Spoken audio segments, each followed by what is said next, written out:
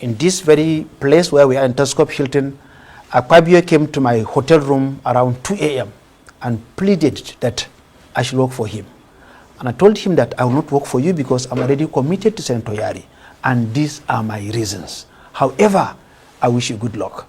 One day they said there was a meeting in room, in floor 4 of Telescope Hilton, and we are dashing out $10,000, dashing out $10,000, dashing out $10,000. So guys, Akpabio has suffered another big blow, this time coming from former Senator AGBO. He has come out to accuse the Senate President of running the Senate like his personal empire. He said the Senate President Akpabio tried giving him $10,000 as bribe, which he refused. He rejected that offer. He also accused Akpabio of removing anybody who dared challenge him on the floor of the Senate. And that is why you see the senators being so quiet. Nobody wants to challenge Akpabio. That those who challenged him were all removed. He made mention of the senator from Borno State, that he was replaced by first-time senators, like you see the senators from Labour Party Edo State and that of Ebonyi State. So guys, you need to watch this video to see what this man is saying. Honestly, we are in a mess in this country. Just take a look for yourself. A very strong warning has come from former Senator Ishaku Abo that the Nigerian Senate, under the leadership of Godswill Akpabio, is pivoting towards the kind of imperiousness that this country hasn't seen in decades. Senator Abo alleges that Mr. Akpabio has hatched a vision of a personal empire in which he is the tribune, a world in which raw power, not the principles of democracy, holds sway. And the centerpiece for this vision, according to Senator Abo, is the presidency, which he says the Senate now operates under as a unit and has lost its place as an independent arm of government.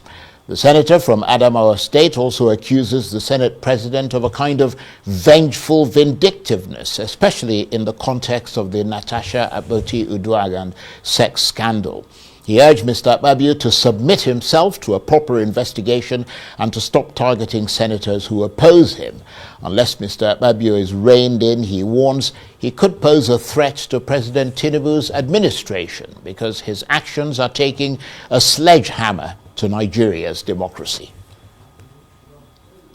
So how much does all this lay bare some of the more serious concerns that have been expressed about the Senate and its president, and how much of it is pure politics without a scintilla of truth, as one lawmaker put it? Well, for more on this, I'm joined now in the studio by the former senator from Adamawa State, Ishaku Abo. Thank you very much indeed for coming in. Good to see you. Thank you, Mr. Chance. Talk about a scathing criticism. I mean, and that's putting it mildly. How has it come to this? Because, I mean, the way you describe it, it sounds like the Senate leadership has gone stark raving bonkers. Yes, it is. Even the word that I used them for lack of more serious words to use. So it's worse than you said? Yes, it is worse than I said. According to you? Yes. Now, let me start about myself as a person. Remember, in this very studio, I accused Akpabio of one of the people who come together to say that I was out of the Senate. Because when the 10th Senate, when I won election to the 10th Senate, I became like a de facto DG campaign to Senator Abdulaziz Yari. In this very place where we are in Telescope Hilton, Akpabio came to my hotel room around 2 a.m. and pleaded that I should work for him. And I told him that I will not work for you because I'm already committed to Senator Yari, and these are my reasons. However, I wish you good luck. And he came, he said he's a Christian like me, I shall work for him to balance the Muslim ticket. And I told him, the testimonies I heard from the people of the 8th Senate wasn't a good one about you. And I told the Vice President when the Vice President called me to work for you, so I will not work for you. And one day they said there was a meeting in room, in floor 4 of Telescope Hilton, and we were dashing out $10,000. I told him I will not collect the money. Now, after the election, one of these days we were in his house, and we had a lengthy discussion, and he started taking me around the house, and he said, "Do you know that I have a chapel in my house?" I said, "Wow, you have a chapel here." I said, "Let me see." We went there and he showed me the chapel. And in the chapel, he told me that, "You know, you are my brother." I say, "Yes." He said, 5 senators will leave the Senate. He said, 5.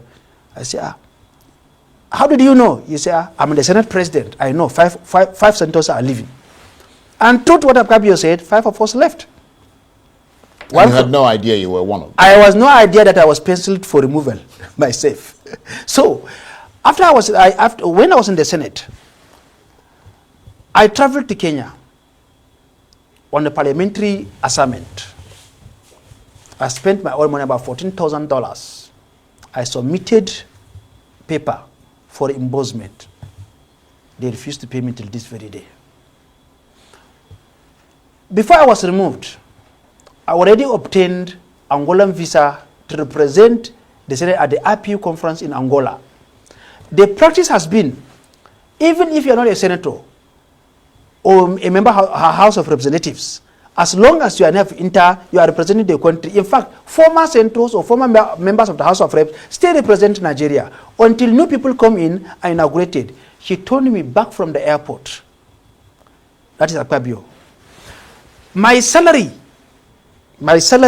for that month, I was moved on the 19th by federal government rule of engagement. After 15th, you'll be paid your full salary. My salary, I was moved on the 19th of October. My salary was not paid for that month on the orders of Akpabio. And let me tell you one worst thing that he did. There are 109 senators. Now, 5 of us were removed. 2 left. Umahi left to become Minister for Works. Gaidam left to become Minister for Police Affairs. Now, making 7 senators left the National Assembly. Out of the 7 senators who left, Akpabio sent their official cars to their houses. Every senator that was removed from the Senate got their own official vehicles, leaving only Senator AGBO alone. Senator Darlington got his own. The 2 senators from Plateau, the other Senator Ohere, the 4 of us removed by the court, they all got their own.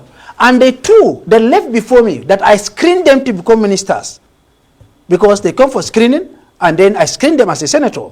They also got their own car. They left before me, yet they got their own car, leaving me out of the 116 senators sworn into the 10th Assembly.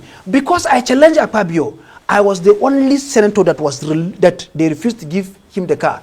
That is the vindictiveness of somebody called Akpabio.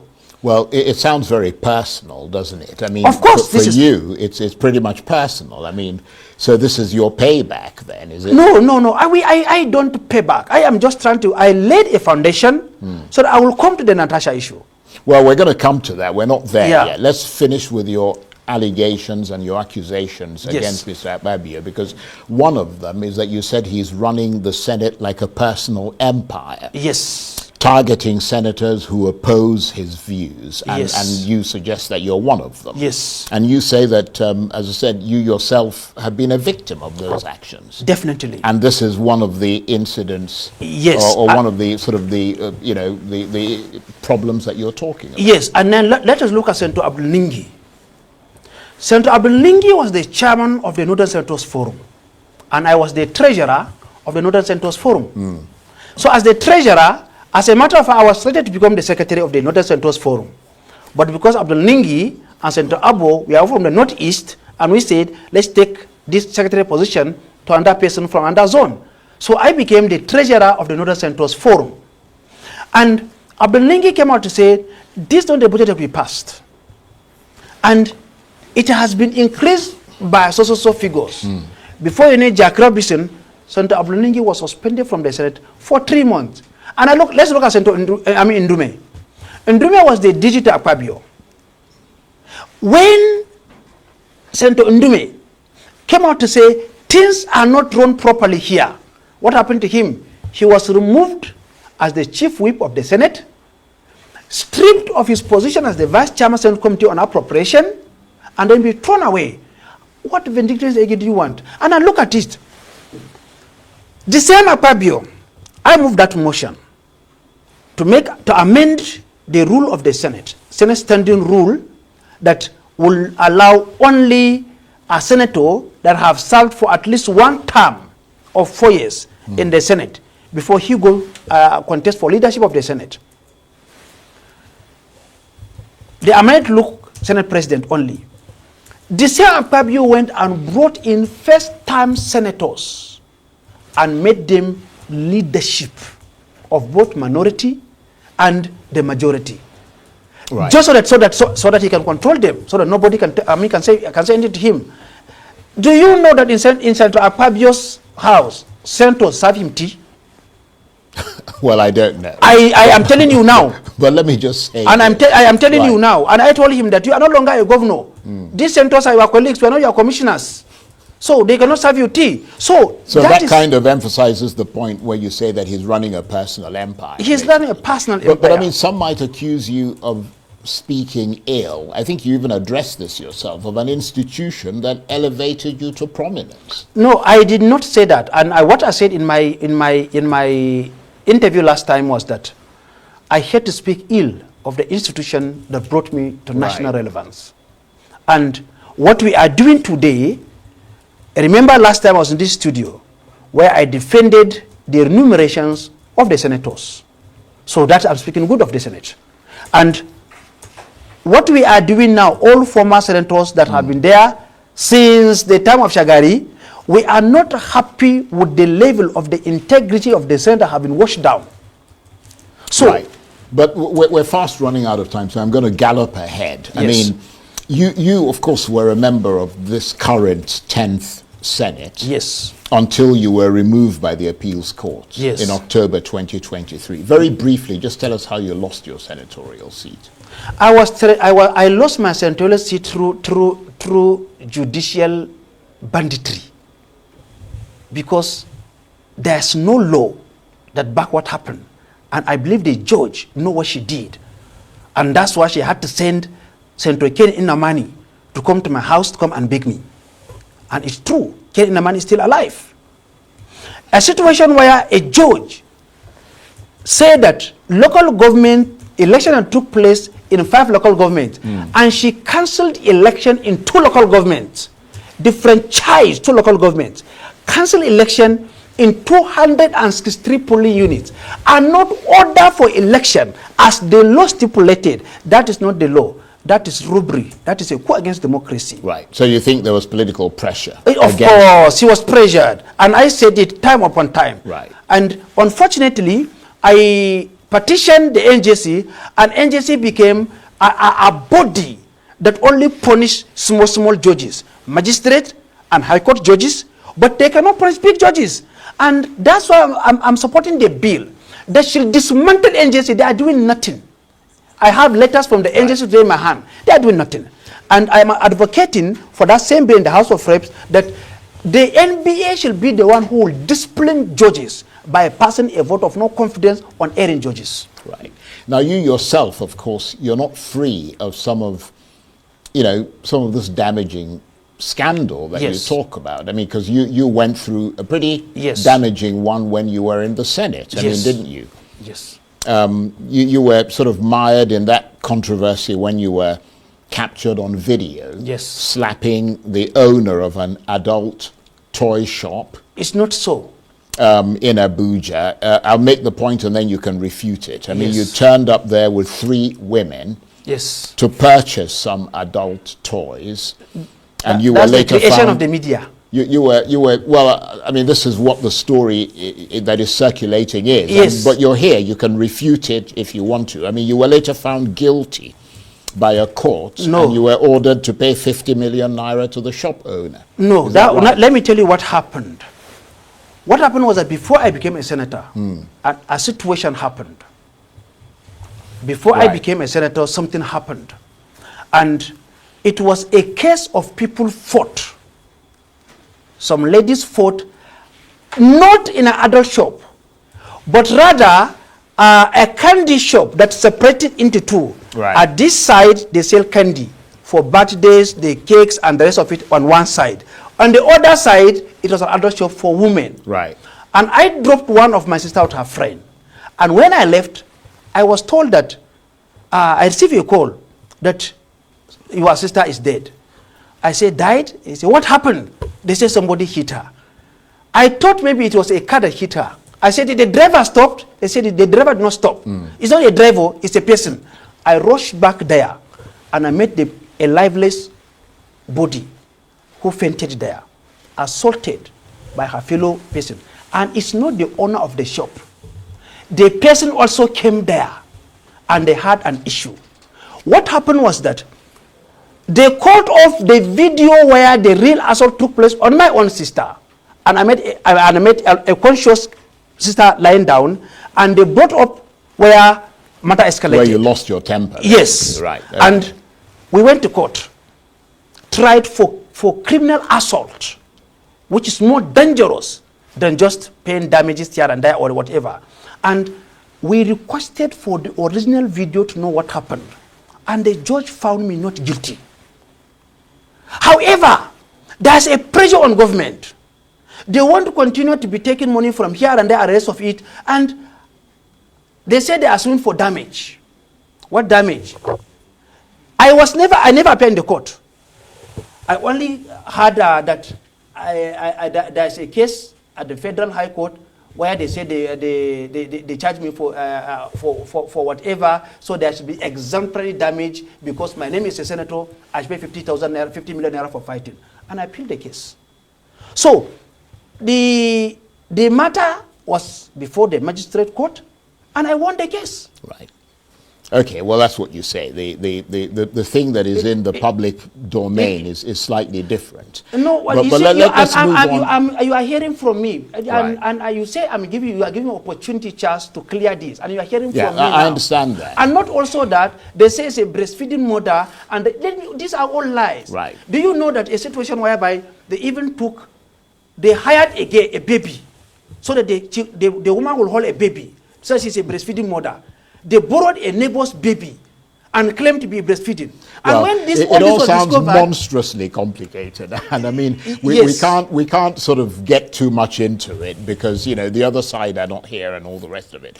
But let me just say this: you mentioned that the Senate. Let's just return to the Senate President, which is the main focus of this. I mean, you said the Senate President had mishandled the Senator Natasha Akpoti-Uduaghan sexual harassment allegation affair. Yes. How so? Briefly, because we're almost out of time. Now, briefly, in the 8th Senate, I have the video and I can send it to you. Senator Akpabio had a serious verbal exchange with the Senate President Bukola Saraki over change of Senate seat. He was not suspended. He was not investigated. The matter was handled with maturity. In the case of Natasha, it took a different dimension.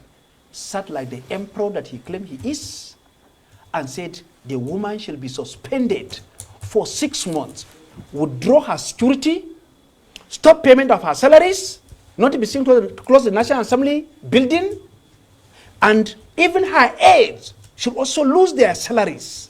Far-reaching decisions. Even ordering the Inspector General of Police not to provide her with security. In another way, expose and so she will be killed. When you withdraw somebody's security, which is unright, that means you are exposing that person to be killed. And I know the IG, you see the police for all of us. Nobody owns the police. The IG realized that that is not a good thing to do. Because if they had tomorrow that Natasha is killed, something will happen that we don't pray it happen.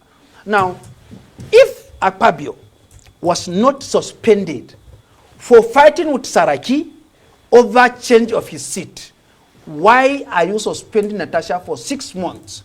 If only your motivation is because of change of seat.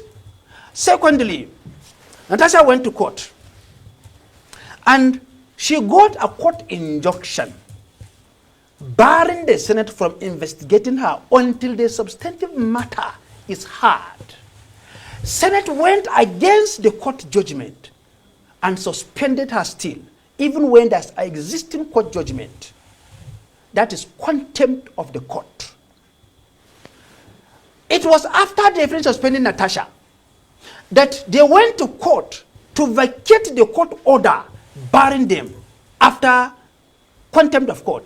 And I'm sorry to use this word, cowardly, the judge, instead of arresting Akpabio for contempt of court, he vacated his own judgment that they broke. That's the pressure he was under. And instead for the judge to also go into the substantive matter, he recused himself from the case of Natasha. You see what is happening? It certainly raises questions. Let me put it that way, as politely as I can. So what is your advice to Senator Natasha Uduaghan now? Senator Natasha is doing what she's doing. And I heard that they want to call her. Nobody can call Natasha. Take a note and write it down. Nobody can call Natasha. You see, we are not a banana republic. The idea they will recall her and they went and forged signatures, 250 signatures. Let me give you these figures. The registered voters in Kogi Central. Very briefly, we've got about a minute left, unfortunately. The registered voters in Kogi Central is over 500,000 registered voters. Section 69 of the 1999 Constitution said that you must have more than half of registered voters before they recall you. They got 250,000 signatures and submitted to INEC. And the law says that they must have 250,000 plus people who appeared for a referendum to return her. Now look at the 2023 election. The voter turnout on the national scale is just 27%. The vote that Natasha got to take her to the Senate is 54,000. Her opponent, closest one, got 52,000. LP, NNPP, and other people, all the votes of 2023, it's just 106,000. That is representing 22.1%, 21.2%. Now, if the whole vote of Kogi Central for PDP, APC, Labour Party, NNPP is just 21%, that is 106,000. Why will they manufacture a 50% vote? That is over 200,000 people to recall Natasha. It's just to keep her busy. They cannot recall her. My advice to her is that she should continue pressing her own and be sincere, be truthful, and stand firm against dictatorship. Well, I have to say it's been very interesting talking with you. Thank you. So guys, you can see the strong allegations made by Senator AGBO or former Senator AGBO. You know, some of these things we cannot say we don't know about it. Leadership in this country is so transactional. It's so tell me why we are not getting benefit of democracy from the current administration. It's because they are hoping that during election they are going to be buying votes. You know, that's just their hope. If we are to be in a country where votes count, Tinubu will be working tirelessly to give Nigerians dividend of democracy. But because we live in a country where they believe that at the end of the day, INEC is going to give them figure. That is why you see Tinubu's government. Tinubu just left Nigeria in the midst of people being fight, in the midst of the tension between the North and the South. The Northerners are threatening to start buying the Southerners. Tinubu just vanished to France. You have seen the threats coming from, you know, so many Northerners against the Southerners. Tinubu disappeared. The same thing. If the executive is not doing the right thing, how do you even expect the legislature to do the right thing? Now, Akpabio is being accused of bribing his way through, manipulating senators, making them to be his servant, running errands for him as if they are their boy. Tell me how this country will move forward. They are all paying blind eyes to the crisis in Edo State. They are sitting quiet as if they are not seeing what is happening in Enugu State, in Ebonyi State, how people are being pied, as if they are not seeing what has been going on, even in Benue State, in Plateau State. Tell me what kind of leadership do we have in this country? Tell me how this country is going to go forward with people like this who don't care. Who don't care. Because at the end of the month, they are going home with their own money. They are going home with their salaries, their locations and all that. Many of them on the floor of the Senate, they collect money for community projects of their people. How many of them do visit home? How many of them go home to at least, even if it's borehole water, build it for your people? How many of them set up security outfit for your people? How many of them work in conjunction with the governor of the state to make sure you empower the people? How many of them self-centered people? Now, Senator AGBO is saying he was offered $10,000 Nigerians just for one vote. Just for one person to be voted as the Senate president. Now he's the Senate president and he's been ranked to be the worst Nigeria has ever had because of his robust stampness. You know, anything the president, nobody is calling the president to order. No wonder King Igbe could not stand her ground to speak and support Natasha because she's afraid of being recalled. If you go against the Senate authority, they come for you. That is the kind of country we are building and we call it a country. Nigerians, it is time to stand up. Know who you are voting during elections. Let your conscience guide you. Stop collecting money. Let's know that our only problem is INEC and the judiciary. Because they are the big betrayers Nigerians have. If Tinubu understands that his performance is going to determine whether he's going to be voted for in 2027 election, Tinubu will be sitting up by now. But because he knows that, you know, whether he works or not, that INEC can always help. The judiciary can always perfect the game. That is why you see them doing what they are doing. Nigerians are crying. The president cannot even come out to say, okay, this is what I'm doing to alleviate your suffering. No plan. We don't even know the direction we are going to even understand when we are going to get there. Nobody is communicating to Nigerians. Look at the Senate has become a place of you showing power. Nobody should talk against you. Nobody should challenge the Senate president. If you do, you are gone. They know how to use judges. That's why our judiciary has become the worst in the entire world. So, guys, it is time, Nigerians, stand up. Forget the money they used to give you. You know, let's only know that our biggest obstacle in this country is INEC and the judiciary. But as for the people, it is time for you to reject their money. Let's build a better country that our children will grow up to enjoy. Because with these people, it's all about them and their families. Let me know what you think about this in the comment section below. Please don't forget to subscribe to the channel, turn on the notification bell. Please give this video a like so that YouTube can recommend it to others. And drop your thoughts in the comment section below. Thank you.